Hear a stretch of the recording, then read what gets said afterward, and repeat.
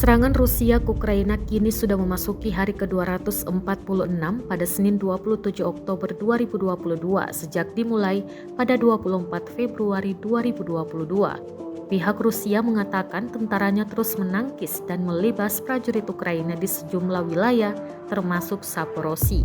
Terbaru sebuah video beredar di media sosial yang menunjukkan pasukan Ukraina merangkak di dalam parit. Ia merangkak setelah mengetahui serangan Rusia segera berdatangan. Namun belum jauh merangkak, pasukan Ukraina dalam hitungan detik dihantam mortir Rusia. Dalam keterangan unggahan disebutkan, drone Rusia mengirimkan mortir ke posisi angkatan bersenjata Ukraina. Beberapa tembakan perburuan untuk prajurit Ukraina dari para pasukan Rusia, salah satu brigade pasukan khusus GRV Rusia yang beroperasi di area Zaporozhye. Terima kasih sudah nonton. Jangan lupa like, subscribe, dan share ya.